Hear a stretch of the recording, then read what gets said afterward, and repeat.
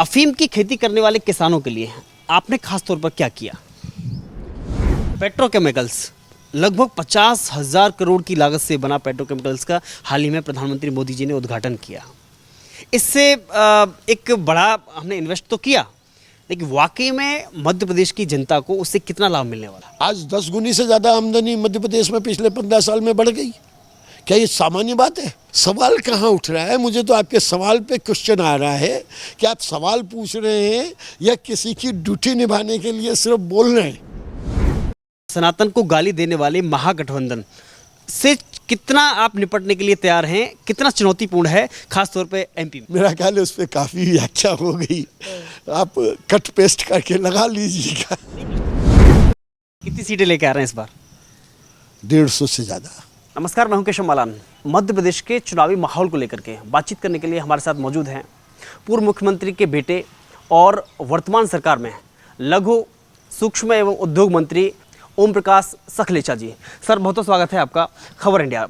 सबसे पहले क्या हालचाल है? जावद बहुत तेज़ी से निरंतर विकास की ओर बढ़ रहा है और बड़े विश्वास के साथ मैं कह सकता हूँ कि मध्य प्रदेश की ग्रामीण सेक्टर की जितनी भी विधानसभाएं हैं उन सब में सबसे तेज़ी से आगे बढ़ रहा हूँ। चाहे वो शिक्षा का क्षेत्र हो, चाहे वो स्वास्थ्य का क्षेत्र हो, चाहे वो आंगनवाड़ी में बच्चों का क्षेत्र हो, चाहे वो इंफ्रास्ट्रक्चर का क्षेत्र हो, चाहे वो सिंचाई में इरिगेटेड लैंड बढ़ाने का विषय हो, चाहे वो इंडस्ट्री का विषय हो, चाहे वो अन्य कोई विषय हो, सब में जावत बहुत तेज़ी से आगे बढ़ रहा है। वर्तमान बात करें कि एक आपके यहाँ का अगर डिस्ट्रिक्ट की हम बात करें तो वहाँ जो अफीम की खेती एक ज़्यादा होती है और आजकल एक सरकार का भी अभियान चल रहा है, one district one product. Neemuch जिले से आप आते हैं, अफीम की खेती करने वाले किसानों के लिए आपने खास तौर पर क्या किया? देखिए, अफीम की खेती में अफीम अभी तक इतने सालों से सिर्फ उसको डिहाइड्रेट करते थे, उसमें से वो निकाल कर बल्क में एक्सपोर्ट करने का प्रयास करते थे, कुछ फार्मास्यूटिकल कंपनियों को देते थे, जबकि उससे दोगुनी रिक्वायरमेंट इंपोर्ट हो रही थी। हमने उस पर आपत्ति लगाई, नई फैक्ट्री लगाने के लिए उसका प्रयास किया और अब नई फैक्ट्री की इन प्रिंसिपल सहमति आ गई। जैसे ही नई फैक्ट्री आएगी तो 1 लाख से 2 लाख तक किसानों को अफीम के पट्टे मिलेंगे। दूसरा, वो अलग अलग पद्धति से कैसे बेहतर और मोर इकोनॉमिकल वे से काम हो, उन सब पे भी अध्ययन करके उस पर तेज़ी से काम हो रहा है। आपके विभाग की जब हम बात करते हैं, देखते हैं तो सबसे ज़्यादा रोजगार का विषय आता है। अगर हम रोजगार को लेकर के बात करेंगे तो आपके पास बहुत सारे ऐसे आंकड़े होंगे जिसके लिए आपने काम किया है, लेकिन जब मध्य प्रदेश के जब भोपाल में हम शहर में घूमते हैं तो अगर प्रमुख चौराहे की बात करें, नेहरू नगर चौराहे की, तो वहाँ पर सैकड़ों की संख्या में हमें ऐसे मजदूर दिखाई दे जाते हैं जो सुबह से शाम तक खाली बैठ के वापस चले जाते हैं कि वास्तव में हम ऐसी स्कीम कोई नहीं बना पाए कि उनके हाथों में काम मिले। देखिए, ये नौजवान एक दिन में तैयार हो गया था क्या? कोई ऐसा आपके पास कोई सिस्टम है कि जवान पैदा हो जाए? जब उसकी 20 साल 18 साल की जो पढ़ाई हुई, पुराने सब स्टैंडर्ड एजुकेशन का सिस्टम अगर मैं बोलूं तो वो इतना ख़राब हो गया था कि उससे क्वालिटी के जो ट्रेड की ज़रूरत के हिसाब का ट्रेंड मैन पावर नहीं मिला। कंपनी बोलती है कि हमें रोज कर्मचारी नहीं मिल रहे हैं, और नौजवान बोलते हैं कि हमें रोजगार नहीं मिल रहा है। उसका गैप था सब स्टैंडर्ड एजुकेशन। मैं तो विधानसभा में भी बोला था। और फिर धीरे धीरे अब जो नई शिक्षा नीति आई उसमें परिवर्तन आए। धीरे धीरे हम हर तीसरे साल शिक्षा के पैटर्न में परिवर्तन कर रहे हैं।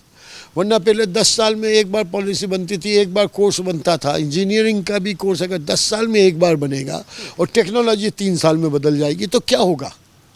उसका अंत तो यही होगा कि ना काम ढूंढने वाले को सही काम मिलेगा, ना काम देने वाले को सही आदमी मिलेगा। तो ये जो पैटर्न की कमियां हैं, ये चिन्हित होकर जब इसको निकाला गया तो हमारी रोजगार की अवसर बढ़ते गए।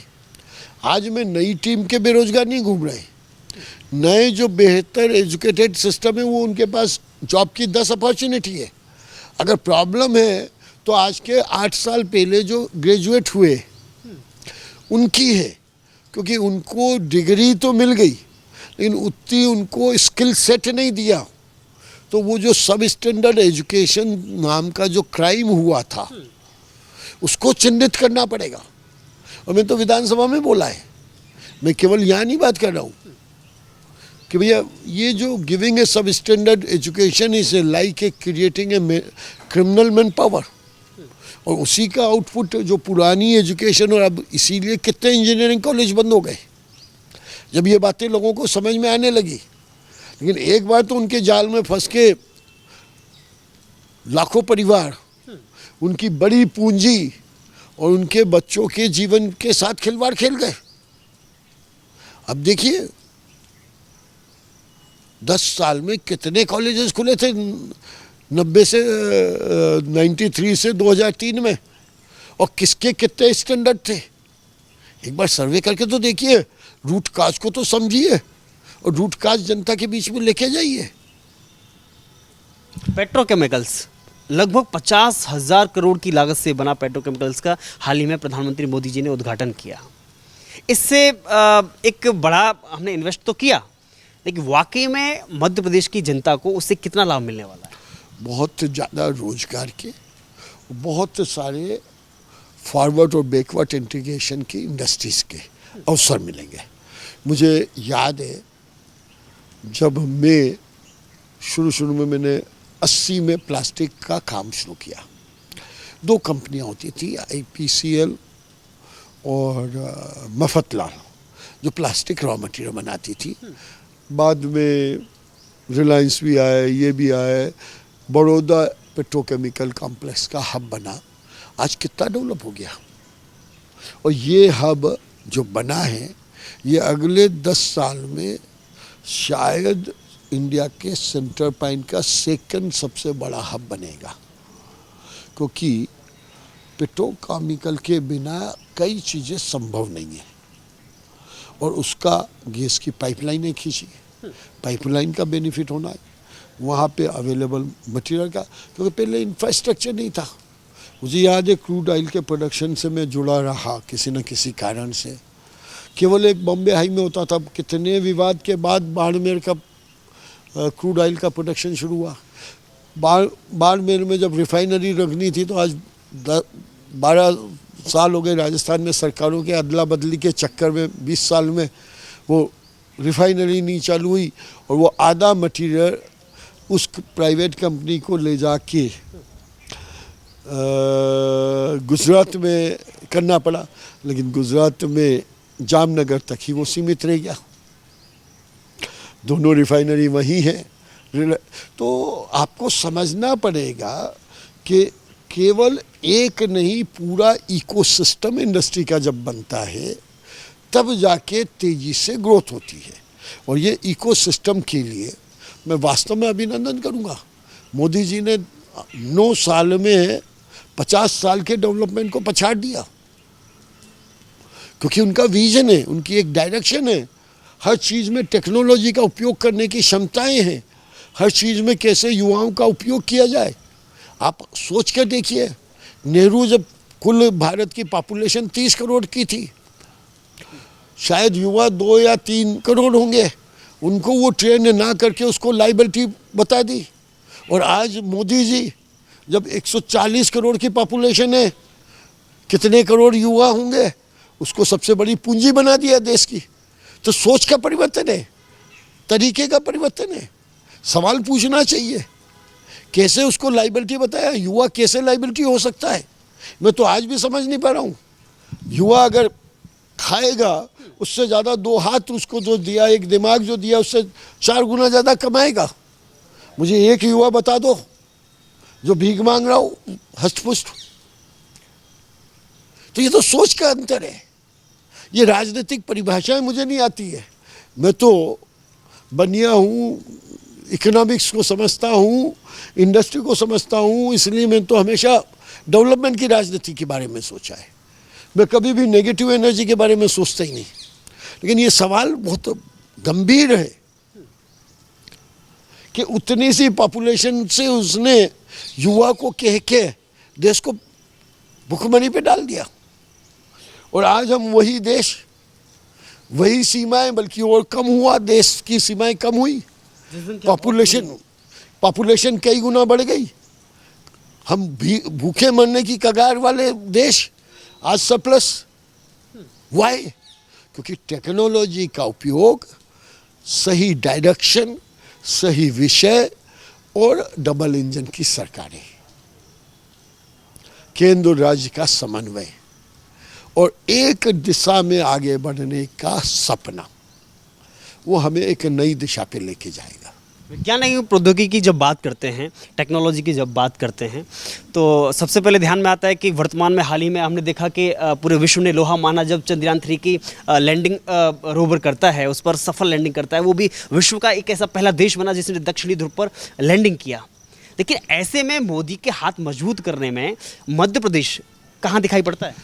बहुत तेज़ी से मध्य प्रदेश में सभी कर रही है। टेक्नोलॉजी पे हमारा काम हो रहा है। हमारा मेक कॉस्ट इस विषय पे बहुत तेज़ी से विज्ञान के को प्रोत्साहन के लिए भी काम कर रहा है। हर डिस्ट्रिक्ट, हर स्कूल के बच्चों को लाके साइंस में उनकी रुचि जागृत करने का प्रयास कर रहा है। आज अगर मैं बात करूं तो हमारे मध्य प्रदेश के कुछ सरकारी स्कूलों में एआई, एनिमेशन, डिजिटल टेक्नोलॉजी सिखाई जा रही है। हमारे प्रधानमंत्री जी का सपना है कि हर परिवार के एक व्यक्ति को डिजिटल टेक्नोलॉजी का ज्ञान हो। हम अगर आज बात करें तो हमारे बच्चे, अमेरिका में अगर बात करूं तो आईटी की पूरे ट्रेड में 50% इंडियन पॉपुलेशन है। अगर मैं आज बात करूं कि अमेरिका में हर छठे अमेरिकन का इलाज इंडियन डॉक्टर कर रहा है, 1.25 लाख इंडियन डॉक्टर वहाँ पे है। तो ये सामान्य बातें नहीं हैं। हम बहुत तेज़ी से टेक्नोलॉजी में भी बढ़ रहे हैं, उसका उपयोग में भी कर रहे हैं, क्योंकि भारतीय मूल की मूल आदत है कड़ी से कड़ी और ज़्यादा से ज़्यादा मेहनत करके अपने परिवार को आगे बढ़ाना, परिवार के बच्चों को शिक्षा देना। कितना वो अपने जीवन का सबसे बड़ा पैसा, सबसे बड़ी पूंजी अपने बच्चे को उचित शिक्षा दिलाने में दे रहा है। लेकिन मुझे बड़े दुख के साथ कहना पड़ रहा है कि बीच के काल में ऐसा शिक्षा का प्राइवेटाइजेशन करने का प्रयास हुआ जिसके कारण बहुत भयानक नुकसान हुआ और देश में एक ऐसी लॉबी खड़ी हो गई जो कहीं पे भी एम्प्लॉयबल नहीं है। मुझे एक उदाहरण मिला, 2 साल पहले टीसीएस, इन्फोसिस को जितने एम्प्लॉयमेंट रखना था उनने नहीं रखा। सरकार ने नोटिस दिया कि आपने इतने कर्मचारी रखने थे, इतने नहीं रखे, तो वो परेशान। मेरे को जॉइंट मीटिंग करने का अवसर मिला, मैं बैठा, मैंने उनको सुना 1 घंटे। फिर मैंने 1 घंटे बाद मैंने कुछ यूनिवर्सिटीज़ के, प्राइवेट यूनिवर्सिटीज़ के मालिकों को बुलाया, वीसी को बुलाया। उनने कहा कि साहब हमें कोई बता दे, हम ये एडिशनल पढ़ाई कर देंगे। 8 महीने में उन्होंने 10,000 नए बच्चे रख लिए। सिर्फ 1 घंटे की 6 महीने की एडिशनल ट्रेड की जरूरत वाली पढ़ाई ना। What is the coordination?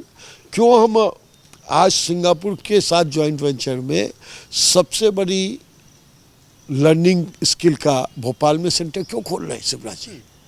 वही उद्देश्य है कि कैसे वो टीम बढ़ाए, कैसे हमारा बच्चा आज की ज़रूरत के हिसाब से उसका टेक्नोलॉजी कर अपडेट हो। ये पहले नहीं सोचा गया, इस कारण हम तकलीफ में थे। वही तो मैंने कहा कि अगर नेहरू जी सोच लेते तो आज ये प्रॉब्लम ही नहीं होती।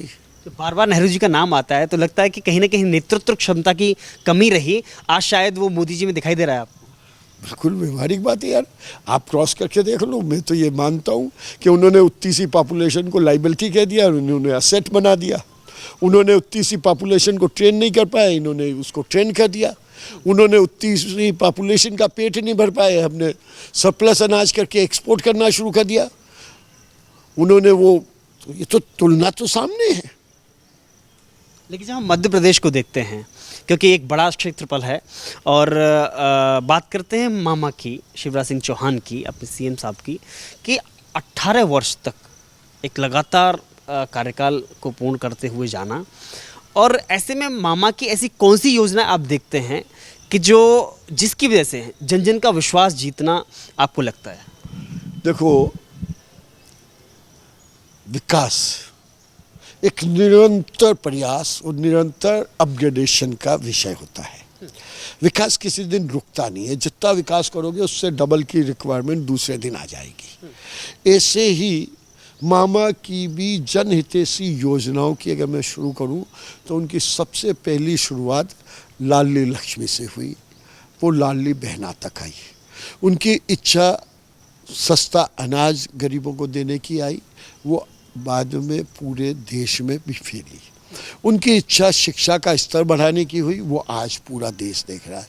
एग्रीकल्चर में उनने सुधार किया, डबल डिजिट ग्रोथ 8-9 साल 10 साल लगातार पूरे कई दुनिया के कई देश उसको रिसर्च करने आए कि डबल डिजिट ग्रोथ कैसे लगातार 8-9 साल चल सकती है।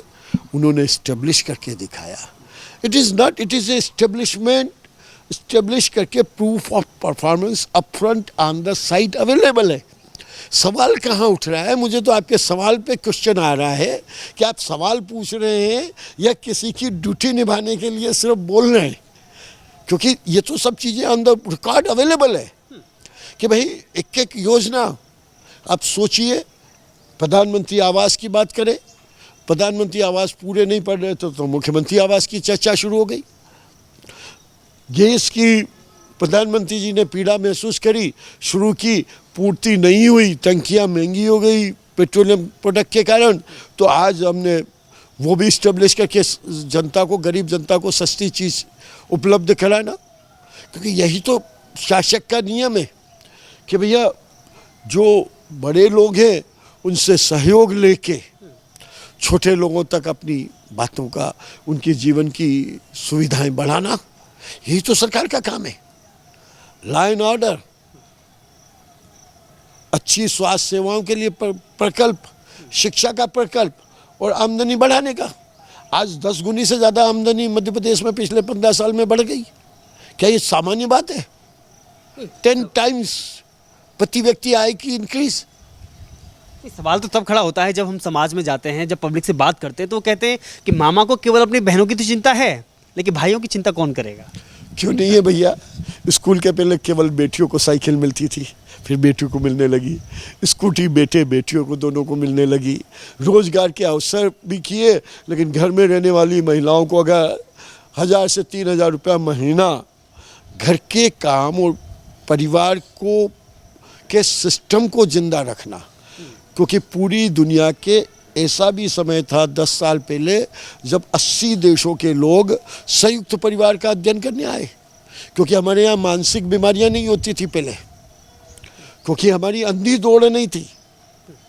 जो दुनिया में आज कई देशों में, मैं तो पिछले 40 साल से घूम रहा हूँ कई देशों में, उनके कईयों के मैंने कार्ड पे देखा कि मेरा ये क्या बोलते हैं, मानसिक डॉक्टर का नाम वो लिखते हैं अपने कार्ड पे। क्यों जरूरत है उन्हें साइकेट्रिस्ट की? इसलिए कि बहुत ज़्यादा प्रेशर में वो थक गया उनका दिमाग। मानसिक थकान शारीरिक थकान से कई गुना ज़्यादा दुखदायी होती है। तो हमारा जो मानसिक थकान ना आने का कारण, डबल मेहनत करने के बाद भी ना आने का कारण, हमारा संयुक्त परिवार सिस्टम, हमारा कल्चर, हमारे संस्कृति, हमारे संस्कार हैं। अब आप पूछोगे आगे पीछे कि सनातन धर्म, मेरा ख्याल है उस पर काफ़ी व्याख्या हो गई, आप कट पेस्ट करके लगा लीजिएगा। जो बुलडोजर नीति अक्सर हम यूपी में देखा करते थे, गुंडा माफिया अपराधी के खिलाफ में, उस नीति को हमने देखा योगी सरकार में। लेकिन मानते हैं कि जिस हिसाब से पिछले कुछ वर्षों में बुलडोजर नीति को एमपी में भी मामा के द्वारा अपनाया गया है, चाहे वो किसी भी तरह का अपराधी हो, कितना ठीक मानते हैं? देखिए, मैं इस सवाल का जवाब में थोड़ा सा आपकी डायरेक्शन बदलना चाहता हूँ। आपके सवाल पे सवाल ठोकते हुए उसका उत्तर दूंगा। यूपी हाईएस्ट क्रिमिनल लेवल पे चला गया था। एमपी में केवल चंबल उस जोन में डकैत इन्फ्लुएंस एरिया होता था, वहाँ माफियाओं का मध्य प्रदेश में उतना बड़ा रोल नहीं था जो यूपी में हाईएस्ट था, क्योंकि वहाँ जो पॉपुलेशन की डेंसिटी थी वो कई गुना ज़्यादा थी। वहाँ की जो क्राइम का रेशो था वो बहुत ज़्यादा था, तो वहाँ पे वो नीति पहले लानी पड़ी और मध्य प्रदेश में डकैत इन्फ्लुएंस एरिया को कंट्रोल करने की नीति पहले लानी पड़ी। हमने डकैत के जितने भी गैंग थे उनको ख़त्म करना हमारी प्रायोरिटी थी, ताकि लॉ एंड ऑर्डर और सिस्टमेटिक हो। जब धीरे धीरे जैसे जैसे अर्बनाइजेशन का कल्चर बढ़ा, तो धीरे धीरे यहाँ पे भी कुछ अलग टाइप के माफिया डेवलप होना शुरू हुए, जो थोड़े से बढ़ रहे थे। तो उसको जब बढ़े, क्योंकि इकोनॉमिक ग्रोथ के साथ इकोनॉमिक ऑफेंसेस भी बढ़ते हैं। ये लॉ ऑफ नेचर है कि every back has a front और every front has a back. Without back front नहीं हो सकता और विदाउट फ्रंट बैक नहीं हो सकता है। उस कारण ये सब जो एक्टिविटी बढ़ी, उन एक्टिविटियों को कंट्रोल करने का प्रयास किया गया। तो इसलिए डकैत के बाद हमने वाइट कॉलर और ज़्यादा अगर आप समझें तो टेक्नोलॉजी के जो साइबर क्राइम है उसकी ज़्यादा चिंता है। अब हम साइबर क्राइम के लिए सबसे ज़्यादा चिंतित हैं। जैसे ही AR और VR आएगा, आपको पता भी नहीं चलेगा। मेरी इमेज आपके घर आके आपके पीस मेकर की स्पीड कम ज़्यादा करके चली गई तो क्या होगा? क्योंकि AR VR तो आएगा, उसे दुनिया की कोई शक्ति नहीं रोक पाएगी। तो हमें साइबर क्राइम जो और बड़ा चैलेंज है, तो समय की गति, विकास की गति के साथ क्राइम का स्वरूप भी बदलता है। उस स्वरूप के अनुरूप हमारे को हमारे होम डिपार्टमेंट और पुलिस विभाग को अपने तरीके बदलने पड़ेंगे। तो ये तरीके तो ज़रूरत के हिसाब से बदले जाते हैं, ना कि तरीकों के हिसाब से समाज क्राइम करेगा। खुद सोच के देखिए। सनातन पे तो बहुत सारी बात हुई, लेकिन सनातन को गाली देने वाले महागठबंधन से कितना आप निपटने के लिए तैयार हैं? कितना चुनौतीपूर्ण है, खासतौर पे MP में कमलनाथ जैसे व्यक्ति? सॉरी मैं आपके सवाल से फिर असहमत हूँ। उसको सनातन के खिलाफ बोलने वाले को जनता जो सनातन को का पालन करती है धर्म का, वो जवाब देगी। हमें जवाब देने की ज़रूरत नहीं है। ना मैं ये समझता हूँ कि उनकी सवालों के जवाब दे के मुझे अपने जीवन का 1 मिनट भी बर्बाद करना चाहिए। उनका जवाब उनको जनता के द्वारा दिया जाएगा। एक आखिरी सवाल, क्योंकि आपके पिताजी मुख्यमंत्री रहे, उनका ऐसा कौन सा सपना जो अधूरा रहा जिसको आपने पूरा किया? पूरा मध्य प्रदेश जानता है कि नर्मदा का वाटर डिस्ट्रीब्यूशन का काम, जब वो डिप्टी चीफ मिनिस्टर और सिंचाई मंत्री थे 67 में, उनने उसका पूरा नर्मदा के पानी का यूटिलाइजेशन का चार्ट बनाया। उसके हिसाब से वाटर डिस्ट्रीब्यूशन का क्लेम ठोका गवर्नमेंट ऑफ इंडिया के ट्रिब्यूनल में। जब वो 78 में मुख्यमंत्री थे तब उसका वाटर डिस्ट्रीब्यूशन हुआ और 70% वाटर का शेयर मध्य प्रदेश को मिला।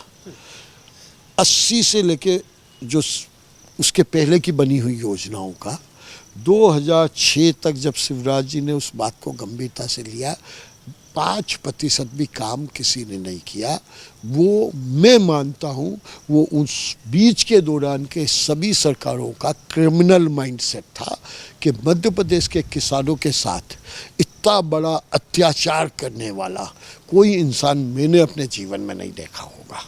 और जब मैं उसकी ये बात जब रखी गई तो शिवराज जी ने तुरंत उस बात को पिकअप किया और उसके कारण 7 लाख हेक्टेयर ज़मीन सिंचित रकबे से वो 55 लाख तक चलेगा और 65 लाख का टारगेट बना लिया। ये अंतर है एक आदमी का, शिवराज जी की सोच का और सकलेचा जी के सपने का समन्वय का। कितनी सीटें लेके आ रहे हैं इस बार? 150 से ज़्यादा। बहुत बहुत शुक्रिया हमसे बातचीत करने के लिए।